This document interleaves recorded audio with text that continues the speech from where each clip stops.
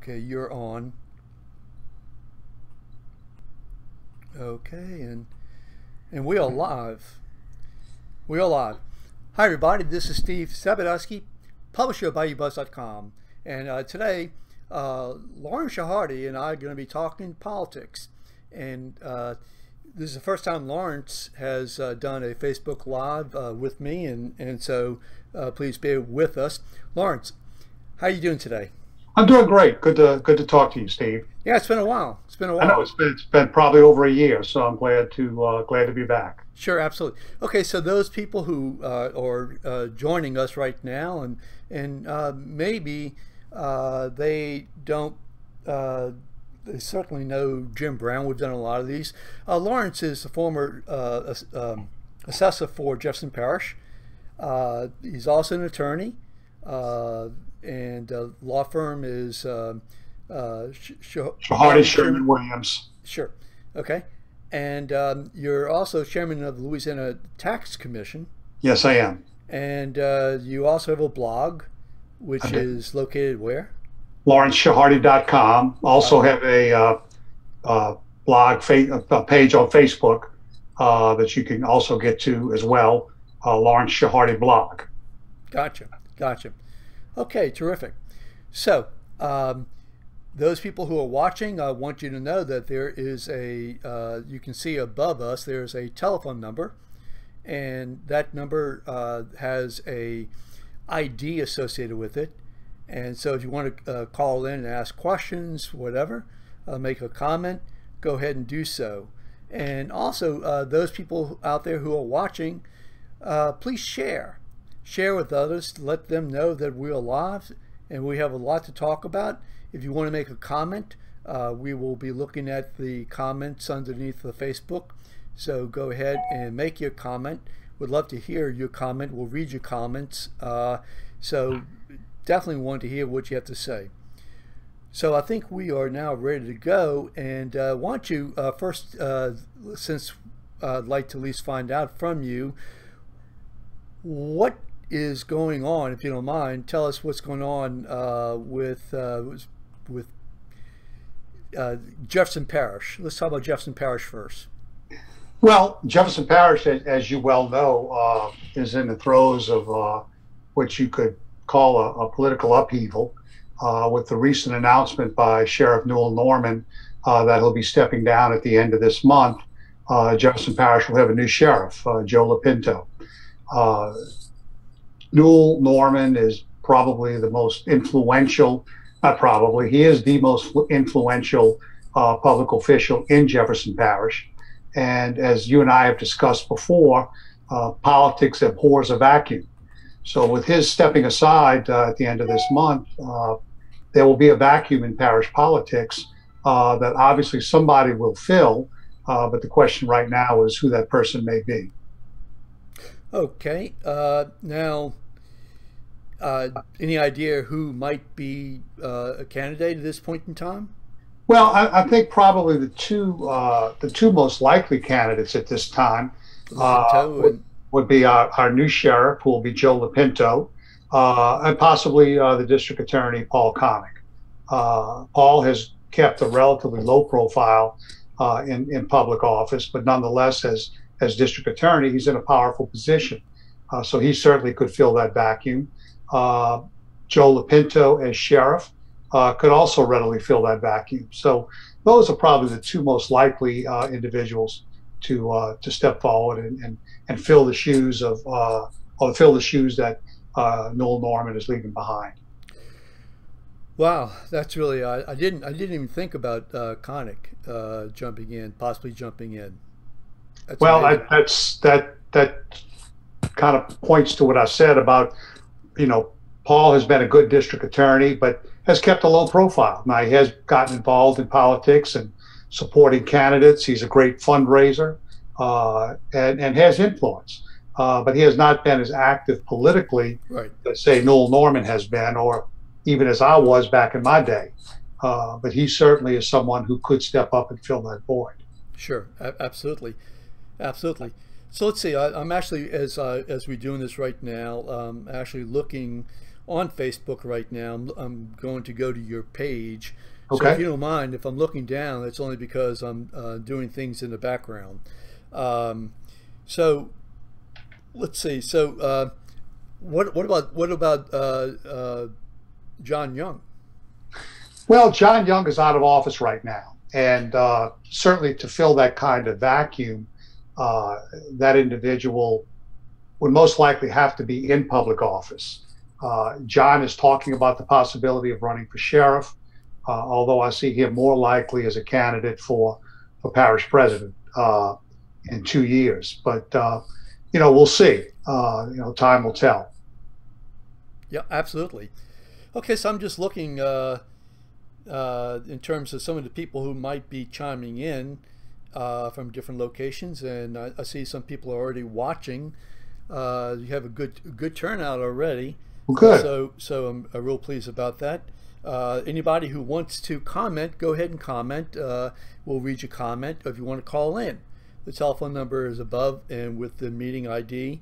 And you can also see that we have a banner going that's Entergy, and I'm going to post their link so you can see exactly what they have to say. They're sponsoring Bayou Buzz right now. So let me clarify one thing though. Sure. When I talk about somebody filling this vacuum, what I'm talking about is Joe LaPinto as sheriff, or Paul Connick as district attorney, or someone like that in that position. Obviously, Paul Connick's not going to be running for sheriff, but somebody in the position they currently hold would be a likely person to fill that void. Right. No, I definitely appreciate that. So anybody have any questions about Jefferson Parish politics? Would love to get your questions and your comments. And also, again, you can see the toll-free number and the meeting ID. Just go ahead and you can call, and we'd be more than happy to have you online, talk to Lauren Chehardy. So anything else going on Jefferson Parish that perhaps you may want to talk about, that you might want to bring up? Well, we've got a big council race going on in Jefferson Parish to fill the seat vacated by Ben Zahn when he became mayor of Kenner. Two candidates there. Senator Danny Martini is running, as well as Dominic Impastato, who's currently a first-term councilman on the city council in Kenner. That should be a real dogfight, so to speak. The people in that district are going to have the choice to make as to which man they want to serve them till the next election on the parish council. But it should be a real interesting race and interesting to watch. So when is the election day? The election for that race will be October 14th. Okay. But still a good ways off. It's about 2 months away. But the candidates are campaigning now and working hard. So the excitement, if you want to call it that, in the campaign probably won't start until after Labor Day, when the real intensity will start. There's obviously campaigning going on right now, but the intensity of it with radio and TV and direct mail, that sort of thing, probably won't happen until sometime after Labor Day. Okay, so do you have a feeling in terms of if that election is going to have any impact on some of the other, say, statewide elections? Well, it won't have an impact on a statewide election. It is very likely, though, you'll have a turnout in that race that may exceed the statewide turnout in the state treasurer's race. State treasurer is not an office that gets a whole lot of people excited, and it's certainly not one that that will cause a big voter turnout. Although people should always go out and vote, because every office is important. But I would suspect that the council race will be the race that goes in and causes a larger turnout in that district. And to go a step further, I would say that the turnout in New Orleans for the mayor's race will cause a larger turnout there than what will happen in the rest of the state with regard to the statewide race for state treasurer. New Orleans, you've got a race for mayor and city council and other offices. That's going to spur a bigger turnout than what you'll see on average, around the state for state treasurer. Okay. And let me say this: what it also does, it will give Orleans Parish a disproportionate influence on the turnout, on who is elected state treasurer. And what I mean by that is, if Orleans Parish has, let's say, 10% of the vote statewide, but because of the mayor's race and the added turnout of the mayor's race, the turnout ends up being, say when you get those voters coming out, it might end up actually being maybe 14% or some larger percentage of the turnout than what the registration is. And because of that, voters in Orleans Parish will have a disproportionate say in who makes a runoff for state treasurer. And the same thing would hold for the race in Canada as well. Right. Gotcha. So we are, just to let you know, we are also on, right now, we're on LinkedIn, we're on YouTube, we're streaming this live.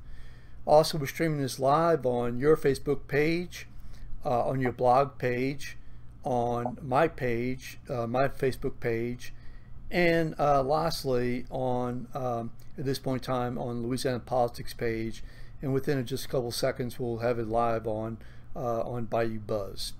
Pretty extraordinary, isn't it? It is. Technology is amazing. Yeah, absolutely.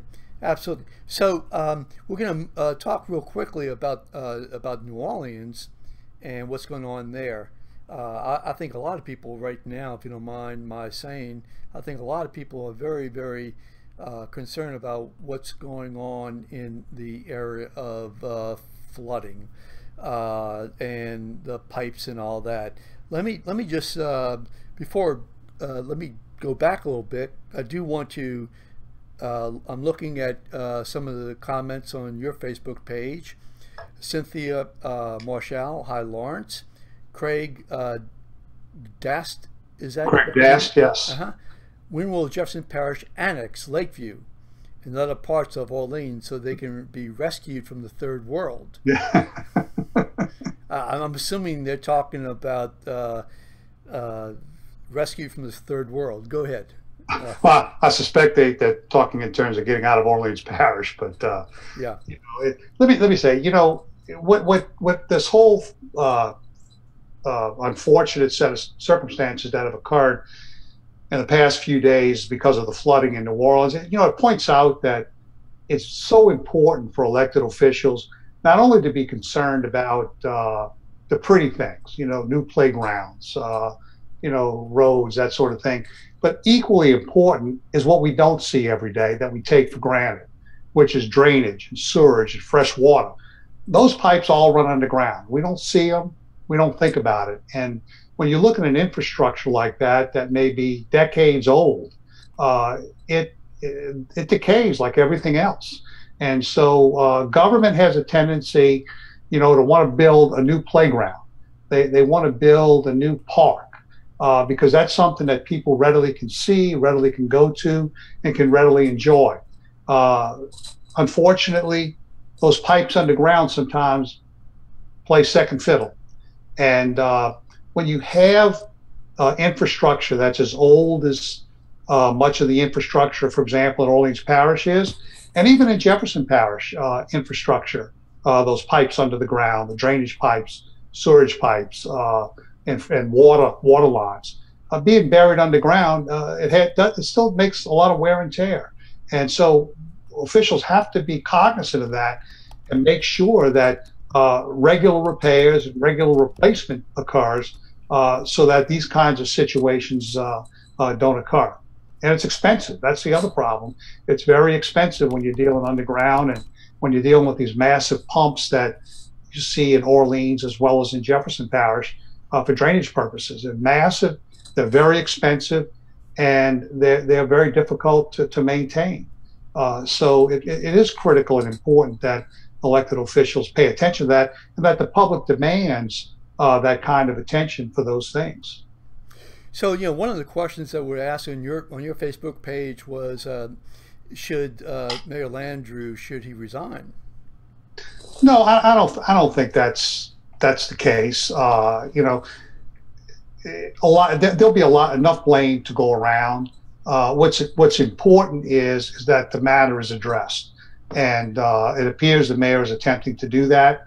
But and certainly his time left in office is limited now. He'll be leaving office in May, but there'll be a new mayor, and so I think it'd be more important for the public to focus on who the next mayor is going to be, and hold that person accountable to say what he or she is going to do, and then make sure they do it.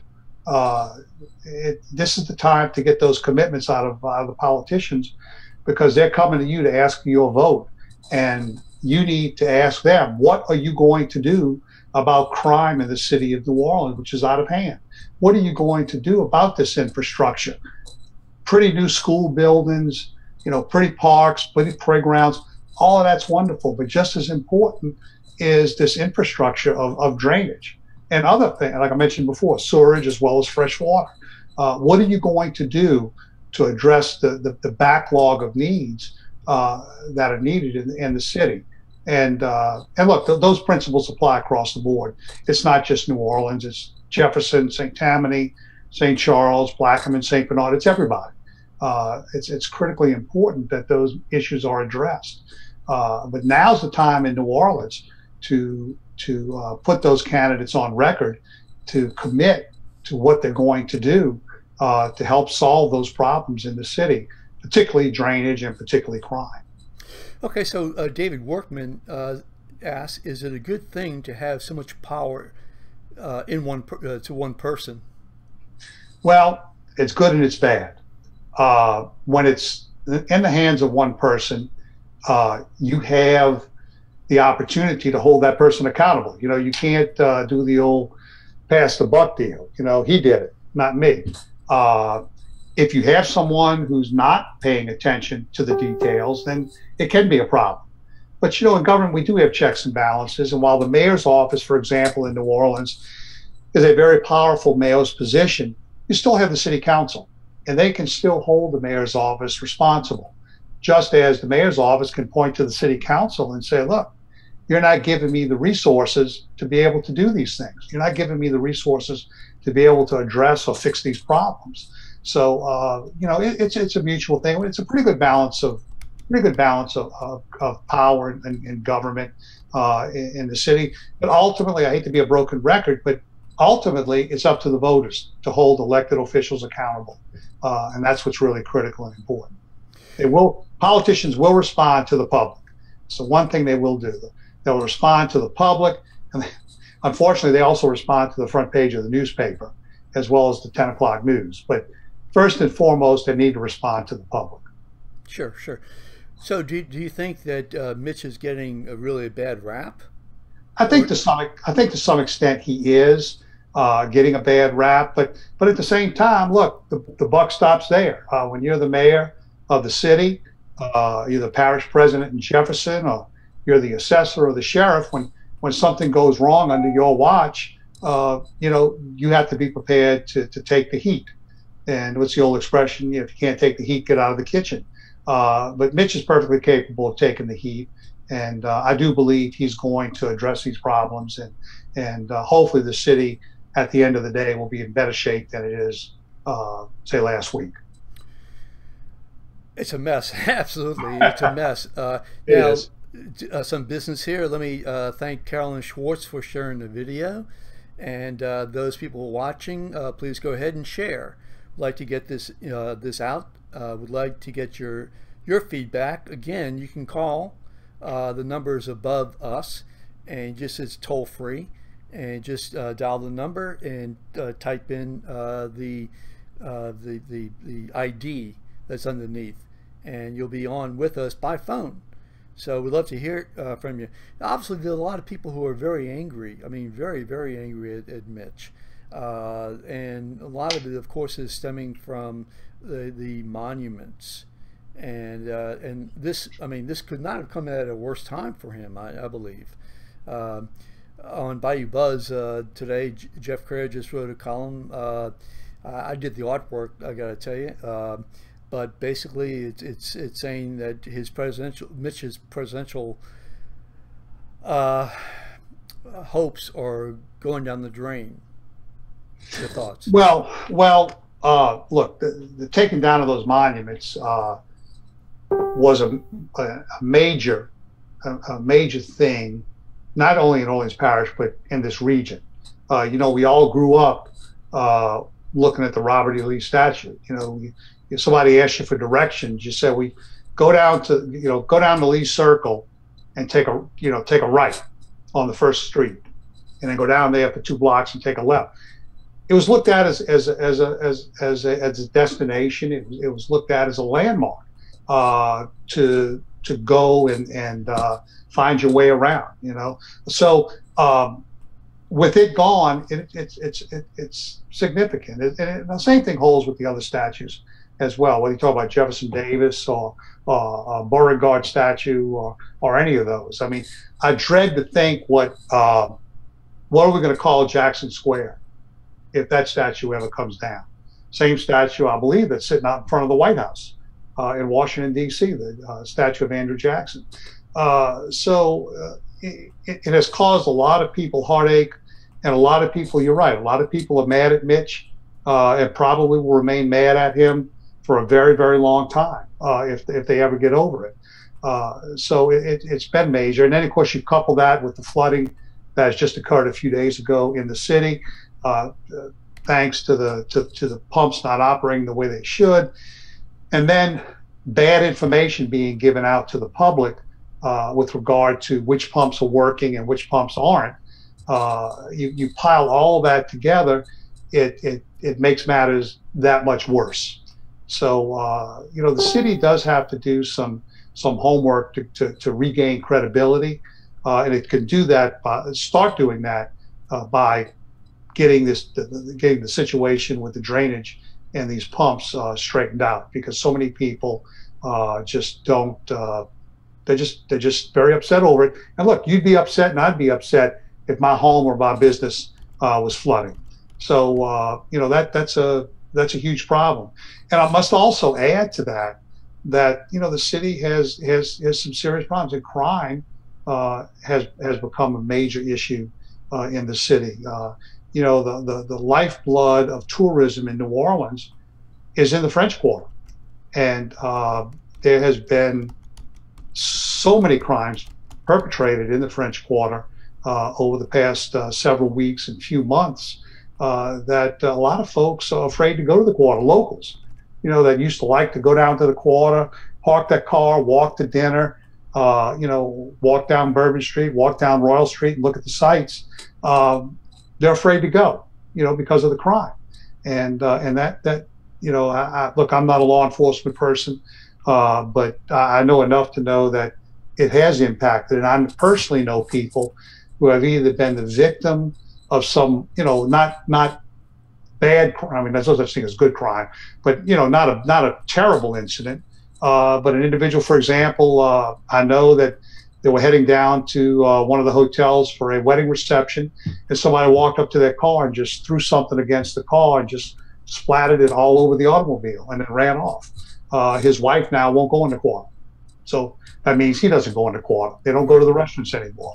So it's a serious problem, and the city has a number of problems that need to be addressed. But again, this is the mayor's race in New Orleans. This is city council members are running. This is the time to go to those. Look, don't just watch television and try to figure out who to vote for. Go to some of the forums. When you hear there's a forum in your neighborhood, I know it's difficult to get in the car and go drive there because it does take time out of your evening. Go. See the candidate up front. See the candidate in person. Ask a question. Ask them. Go up to them after and ask a question, and get to know them a little bit, and ask them about what concerns you as a citizen. Tell them what concerns you. If you do it, your neighbor does it, and the neighbor across the street does it, you can see change. But if you don't say anything, then politicians rely on the polls. They rely on those folks who are good at influencing politicians, and sometimes they steer them in the wrong direction. So this is the time in the city to get some accountability. So talking about accountability, let me ask you this question, and that is that, as you mentioned, there's an election coming up, and a major election in New Orleans, mayor's race, city council, etc. And of course, we had this situation with the flood. So you have these candidates who say, "Well, I'm going to do this, I'm going to do that." I mean, we had a presidential election and people making promises, and many of those promises are, have just been ignored. Well, and so the point I'm making is, is there any way? I mean, honestly, truly, we hear what people say, but we know that once they get in, it's not going to happen. Well, let me say this. That's the reason why I was saying earlier about encouraging people to go to these forums. Nothing is more frustrating, and I can say this, having been in public office for a long time, and having gone to forums, even at election time. Nothing is more frustrating than when you go to a forum and you're standing at the microphone and you look out at the audience and you know who each and every one of those people are in the audience. Now, what do I mean by that? What I mean by that is the forum I went to last week, those were the same people at that forum. But they're not citizens. They're citizens, but they're there because they're supporting a candidate. My supporters are there. Your supporters are there. If you and I go to a forum the next night, my supporters will be there and yours will be there. What I'm saying is that you need citizens to go. People who, aren't directly involved in political campaigns. They vote. And they are the ones that need to go to these forums and fill the room. I can remember as a kid growing up when my dad would go to those forums. I'd get dragged with him to go to those forums, and the standing room only. It might be a room for 100 people. There were 300 people in the room. Fortunately, the fire marshal never showed up, and so nobody got thrown out. But there were always more people there than what the room could hold. Today, you'll see so many empty seats at these forums, and that needs to change. That's why people themselves need to go to these forums to see the candidates. And look, if a candidate makes a promise and they don't deliver, and unless there's a good reason why they were unable to deliver, they run again most likely in 4 years. Vote them out. Vote them out. That's the way to do it. If that message gets out, candidates and officials will quickly learn from the public, I better do my job or I'm out of here. I'm just looking on Facebook right now, and we just posted this. Michael Campbell says, damn, Steve's still alive. Well, I hope so. I sure hope so. Thank you, Michael.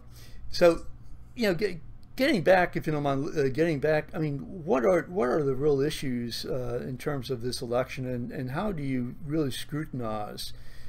I mean, the thing is, you talk about, okay, well, pipes are important, education important, obviously monuments are important to some, important to a lot of people. So, I mean, how do you really get the candidate, and to be able to just stop giving you all this, I'm going to say, BS, and so you really know exactly where these people stand? Well, first off, there are a number of city council members, for example, who are running for re-election. They have opponents. So if you feel that those candidates in 4 years of office have not done the job that they said they were going to do, you have the opportunity to vote them out. But like I said, the more input you have, the more you see the public going out to these forums and talking and getting involved in the political process. That is critically important to politicians. They are very cognizant of that. Polling is a big deal in politics. So when you poll, for example, if it's coming up that, the major problem that I have is crime, I'm really concerned about crime. And then you find out that people view the candidate as not having delivered. that that candidate has not, they don't believe he's done enough, he or she's done enough on that issue. They're aware of that. They're aware of it if you go to the forum. And if you have a candidate that you really like or someone you support, get involved in that campaign. It's not that you have to go out and go knock 1,000 doors. You've got your neighborhood. You've got your Christmas card list, the people you know. You get on the phone and call them and say, hey, you thought about the mayor's race? Have you thought about the council races? What are you thinking of doing? I'm thinking of voting for so-and-so. What do you think of him? What do you think of her? Knocking doors in your neighborhood, going to the headquarters and say, hey, can I get some yard signs? I've got some folks in my neighborhood who want to put up yard signs for this candidate. I got 6 neighbors that want to put a sign. Can I get 6 signs? They'll give you the signs. You go out and you put the signs up. All of that's part of getting involved in a campaign. And after candidates get elected, they're very cognizant of that and should be. And if they aren't or they don't, they've got to run for re-election, and every one of them wants to be re-elected. So, you vote them out. That's the way you send a message. Well, that's sending a message to those people who have a record, but some of the people don't have a record and they're running, and I guess I just look at the presidential election, and I look at people making statements and having no way of being able to, no way of having any plan, and it doesn't make any difference. Well, again, this is a world of sound bites, and politics has been like that for a very long time. Candidates for office will make statements that sound great, but being able to implement that statement is a whole different question. And many times, during that last presidential campaign, I wish I could recall an incident, but specifically recall an incident, but I can remember a number of times where the media would show a clip of one of the candidates making a statement and then proceed to show where doing what the candidate said is virtually impossible, to do that. Yeah. So, but it's all part of the political process. Look, democracy and the democratic process may not be the best form of government. It's just that nobody's come up with a better form of government to have. And so we have to take the good with the bad. What's the alternative? We have a dictatorship. We give up free speech. We give up the right of free press. I don't think we want to do that. So, we have to take the good for the bad, take the good with the bad, and getting involved in the process is what's critically important. The fewer people that get involved, the lot easier it is to just make sound bites that sound sweet and sound good. But getting involved can make a difference. And if more people would get involved in this political process, in this political campaign, if the turnout in the mayor's race can be 70 or 80% turnout rather than 40% or less, that makes a statement as well. So, it's important for people to hold up their end of the political process, and that is to vote and to get involved. And that's the public's end. That's the voters' end. Get involved. Go vote. If you like a candidate, you don't have to get involved in 10 different campaigns. But if there's 1 or 2 candidates that you really like, go work for them. Do what you can to help them get elected. Call the campaign headquarters and say, look, I'd like to see this candidate elected. I'd like to open up my home. I've got 8 or 10 neighbors that I can get to come over here and listen to the candidate talk. He or she can come over for an hour, bring some yard signs, some hand cards. Come to my house, tell me when. I'll get the folks here and let him talk, let her talk, and meet some of my neighbors. And all of that helps. All of that's a big help in a political campaign and makes the candidate realize how important the voters are. So just out of curiosity, after you became the assessor, of course your dad before you, politics has changed so much. With cable TV, all the different alternative media, both print and digital, and so is there anything the same? And you mentioning, getting people at your house and getting yards. I mean, I haven't seen a yard sign. I can't tell you the last time I saw a yard sign. Yeah, look, I understand. Of course, there's not a, in the city of New Orleans, I would suspect you'd see more than you will in Metairie, most of Metairie, because most of Metairie's not involved in a heated election.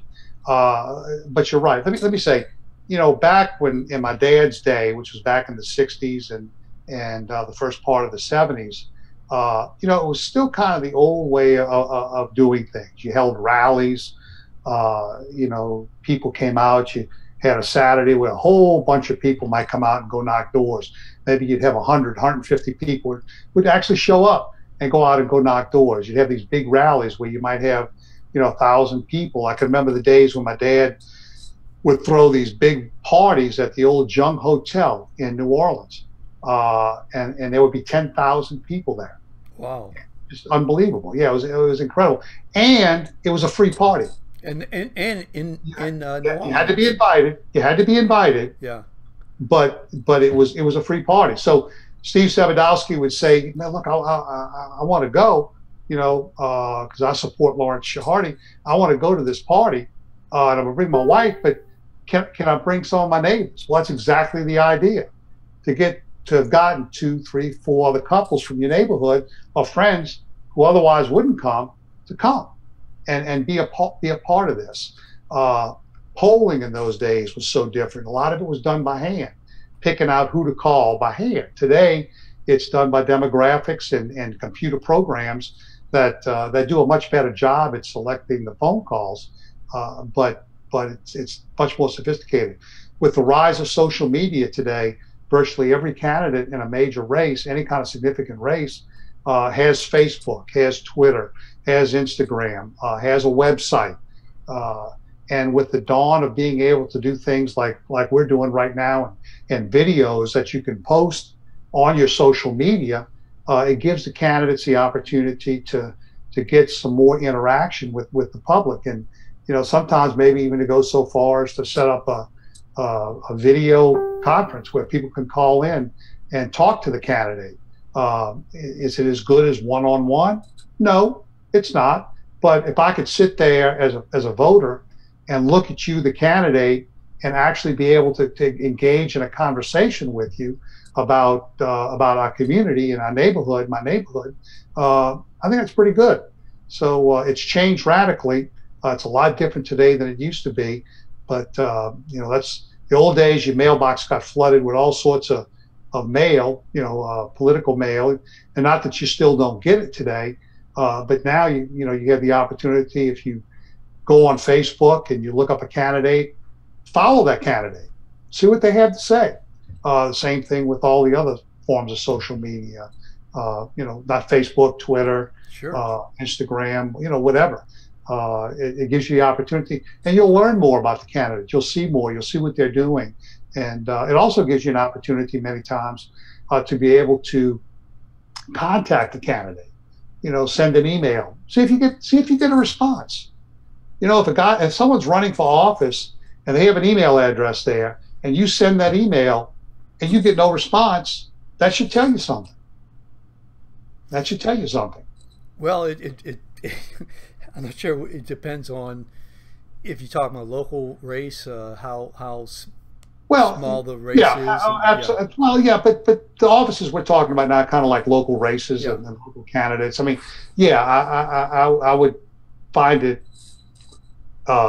peculiar that Donald Trump or Hillary Clinton in the last presidential race, or even somebody running for treasurer. Well, you'd be surprised. You'd be surprised. And let me say this. The bigger the race is, the more likely they have someone monitoring those websites, and it may actually be that person that responds, but responds on behalf of the campaign, but can also make the candidate aware of what kind of emails the campaign is getting, what kind of messages the campaign is getting, so that the campaign will know what's going on in the minds of the voters and the public as a whole. Yeah, that's a very good point in terms of social media, and we'll have to talk about use of video in campaigns. I mean, it's extraordinary opportunities. Focusing. Oh, by the way, talking about opportunities, you can those people watching. You can see above us. There's a telephone number and a meeting ID. If you want to ask a question or make a comment, go ahead and do so. If you want to make a comment underneath the video, we'll be glad to read it. I'd like to hear from you. We're going to be talking, we're talking right now with Lauren Chehardy, and one of the things I want to change gears for a second and talk briefly about what you're doing with the Louisiana Tax Commission. What is the Louisiana Tax Commission? You're the chairperson. Yeah. Well, the Louisiana Tax Commission is a state agency. It's established in the state constitution. And what the commission basically has two primary functions. One is to hear property tax appeals from the various parishes across the state. So, for example, you own your home or you own a piece of investment property, and your property is assessed each year by the local assessor. And let's say you feel like the value is out of line, that the assessor has it valued higher than what you think it ought to be valued at. Well, if you do that, state law sets out a procedure where you can contest that. You certainly can go, the first step to do is, easiest thing to do is to go see your assessor. Go meet with your assessor and talk to them and bring him or her information about your property. You know, do you have a recent appraisal of the property? Is there something peculiar about your property that, and I don't mean that in a bad way, but is there something about your property that makes it different than, say, all the neighbors' properties that the assessor's looking at? If you're not satisfied with that result, then you can enter into the formal appeal process, which is to go before the local board of review, and that is the local governing authority. So, for example, in Jefferson Parish, it would be the parish council. In New Orleans, it would be the New Orleans City Council. Plaquemine or St. Bernard parishes, it would be the local governing authority. Same level of government. They would hear your appeal, and if you're, again, dissatisfied with their result, then you would appeal to the Louisiana Tax Commission. And what we do is, when we get your appeal, we will go out and look at your property. We have appraisers on staff who are qualified appraisers who will go out and look at your property and do an appraisal of it for appeal purposes. And so, for example, they will go out and, without regard to whatever the assessor says or anybody else says, they will go out and they will value your property. Then at the appropriate time, we'll have a hearing, and you'll be invited to come talk to the commission and to explain to the commission why you feel that your property's been overvalued and why you believe it should be a lower value. The assessor will have the opportunity to defend the value that he or she has put on it, and then we will hear testimony from our staff appraiser. And then the commission votes and can decide whether or not that value is correct. We look at the staff appraisal. We look at any evidence that the taxpayer, property owner, has presented, and make a determination as to what the value of the property is. Then if all else fails, the property owner has the right to go to court at the end of the day. So it's... Yeah, that's really a process. One question I have is, Sure. is it easier to prove the value of property now, given the technologies, data that you have available? Well, there's a lot more information out there. For example, you can go out and say, okay, well, my house was built around the same time as the other houses in my neighborhood. I know how large my home is, and I have a pretty good idea of what the other houses, as far as size is concerned, what they are. And and I can also go and take a look at properties that, go on the internet and look up what properties have sold for, and get a rough idea. If the average sales price that you've looked at of properties in your area are $150 a square foot, and your property is being valued by the assessor at $250 a square foot, and there just doesn't seem to be any reason for that, then you would say, well, wait a minute, that sounds excessive. I want to go see the assessor and appeal my value. It's a lot easier. It's easier in that respect.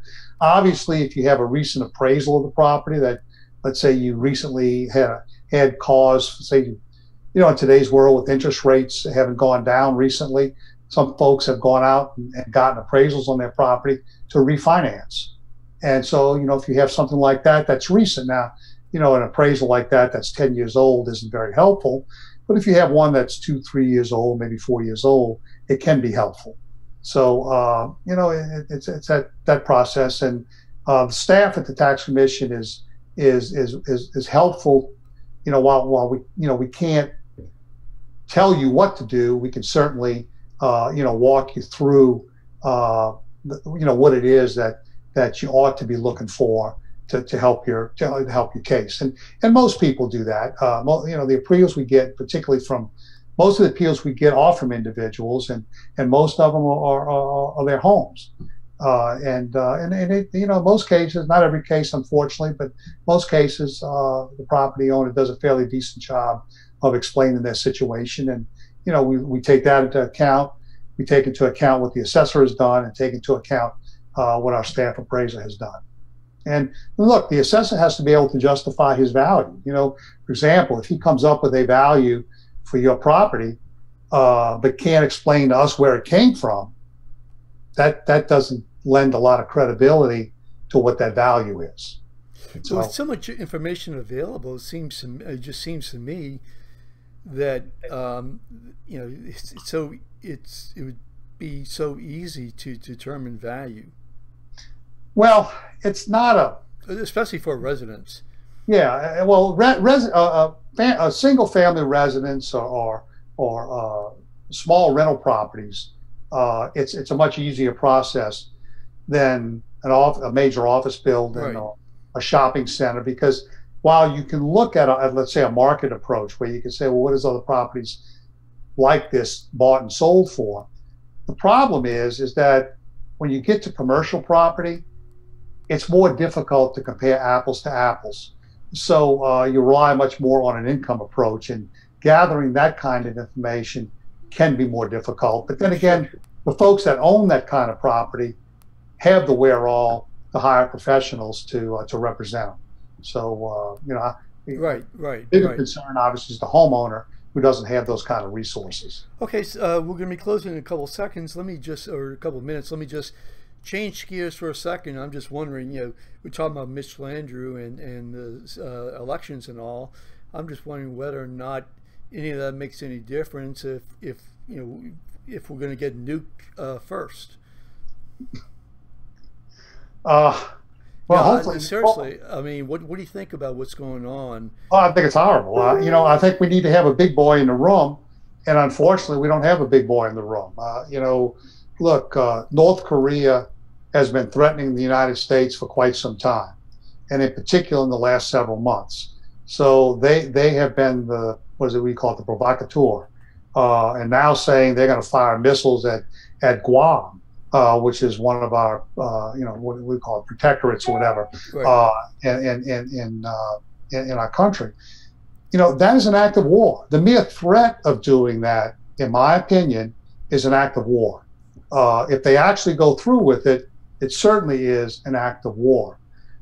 Problem is, what are the alternatives? North Korea certainly has the ability to fire missiles into Japan, and certainly has the ability to fire missiles into South Korea. What really confuses me is the seeming lack of care that a country like China has, right on the border with North Korea. The last thing they want is an influx of refugees, right, coming in to China if any kind of hostilities were to break out. And why they are acting so, we're the big boys, you guys need to calm it down. Look, North Korea started it. They started this, and unfortunately, it puts the United States in a situation where North Korea, at least publicly, is not willing to talk, not willing to temper the statements that they're making. And, unfortunately, the president has made some statements that I personally think would be better left to the expression of frustration inside the Oval Office with my generals, so that you can then sit down and say, okay, this crazy man in North Korea, what do we do? What do we do with him? But words matter, and Donald Trump needs to understand that. And talking tough in public may feel good, but from the diplomacy standpoint, it may not. Now, that doesn't mean that if North Korea fires missiles at Guam or one of our allies, or even at the West Coast, that we're not supposed to do something about it, that we're not supposed to react. But they have been the crazy people. We don't need to be the crazy people too. We need to keep our feet on the ground. Yeah. Let me throw something out, and people watching might think that I'm crazy for even bringing this up. Did North Korea start this? And the reason why I'm throwing this out is because don't they have a right to have their own atomic bomb? I mean, we have one, Israel, Pakistan, India. I'm not advocating that they have an atomic bomb, nuclear bomb. I'm just saying, what gives us a right, other than power? What gives us a right to be able to protect ourselves and claim that some other country or some other leader in the country, whether they're communists or whether they're fascists or whatever, that they don't have a right to be able to protect themselves? Again, I'm not advocating this. I'm just throwing it out, for discussion. Well, look, every nation has the right and certainly has the obligation to its people to be able to protect itself.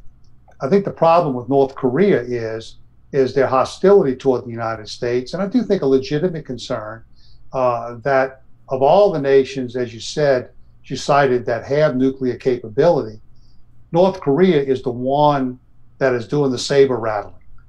They are the ones that are making the overt threats toward the United States. China is not making overt threats to the United States. Russia is not, but North Korea is.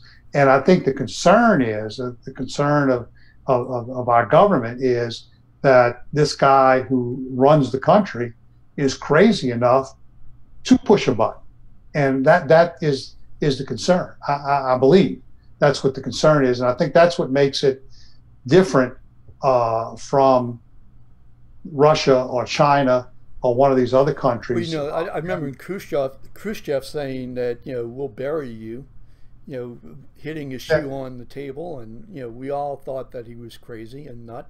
And well, he probably was. Stinky shoes too. I mean, the fact is that I think that Iran certainly thinks that Israel, is being provocative. India and Pakistan. I mean, Germany and Russia. I mean, again, I just wonder. Let me throw some out to you. And that is that our choices. What are our choices? Our choices are to get China involved, and if they're not going to get involved, then we ratchet it up. The choices are given that China, at least to this point, and look, my hope is there's something going on right now that we don't know about. Right. That, in fact, China is telling North Korea, you need to temper your words. You need to back down. You need to calm down. You need to quit doing what you're doing. Hopefully that's going on. But as far as you and I know, and the public knows, unless there's something on the 5 o'clock news tonight, sure. That's not what's going on. And the problem is that, we have to be able to protect ourselves. And the choices are bad. These are all, there is no, other than diplomacy working, which so far it hasn't, there are no good choices. Right. And if the crazy man in North Korea does make a provocative step toward the United States or one of our allies, we can't sit by. But by not sitting by, the alternative is bad. Look, Can we annihilate North Korea? I don't Sure. think there's any doubt we. Sure. I don't think we need a soldier within 10,000 miles of North Korea. We could drop enough bombs on North Korea. We could turn it into a wasteland, probably in a matter of 24 to 36 hours. We'll kill a lot of people, destroy the government. We could do that, but that's not a good alternative. But then, in the meantime, the crazy man fires missiles at Japan, fires missiles maybe at Hawaii, fires missiles at South Korea. That's not good either. So sure. the choices are all bad. That's the problem. I agree. Is it also, and I know that you had mentioned this, is it also good for somebody to be looking at a crazy man in the eye and saying things, such as we're going to bury you, or what Trump said. I mean, basically, said, hey, look, you threaten me, we're going to. If you look at the literal words, what he said was, if you threaten the United States, we're gonna nuke you. Yeah, and that's in essence what he said. Well, let me say this: that when you're dealing, and I think it applies to diplomacy as well as in life. Okay, you have to give the other person a way, particularly when they box themselves into a corner. You have to, if you want to resolve the crisis, you have to be able to give that person a way out. Now, different circumstances mean a way out means many different things. But you have to give them a way out that they can extricate themselves from that corner. And maybe sometimes, probably all the time, in doing that, saving face to some extent. The last thing you want is for the crazy man to say, well, I'm at a point now where it doesn't make any difference what I do. Sure. I'm a dead man. So I'm going to go out with a blaze of glory. And I'm going to go ahead and I'm going to shoot missiles and rockets at everybody I can. And they're going to come here and they're going to blow me up and I'm going to die and I'm going to be dead. But I'm going to go out, I'm going to go down in history as a fighter. I stood up to the evil giant. I'm just going to go, that's why what the president says is so critical. If diplomacy is going to work, you've got to give this guy in North Korea a way out. I got to tell you, I mean, here we're looking at the possibility of a nuclear bomb going off, and how are we dealing with this? With 140 characters. Yeah. I mean, that is just so bizarre. Well, let me tell you, the 140 characters is something new to all of us. It's relatively new to all of us. And certainly seeing it used the way that Donald Trump has used it during his campaign and his presidency is something that we've never seen before.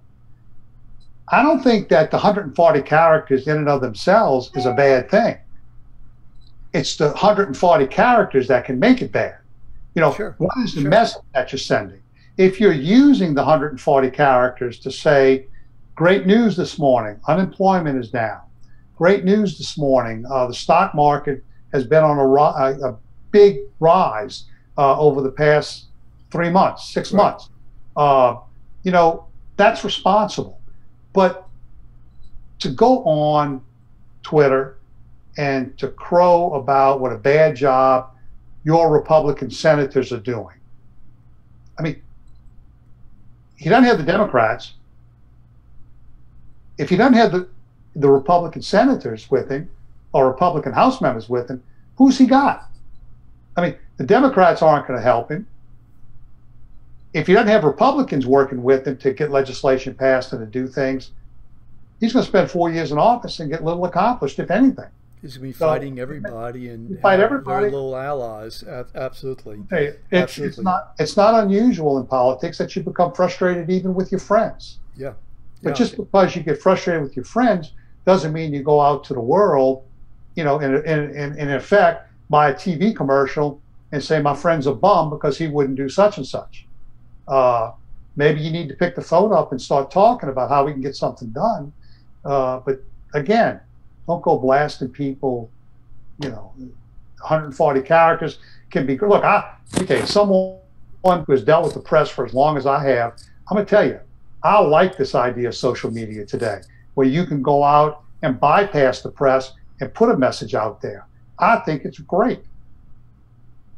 But you got to be responsible in what you say and what you do. Words matter. And your choice of words matter. Choice of words, choice of the form, choice I mean, the consequences again. Just think about 140 words versus an atom bomb.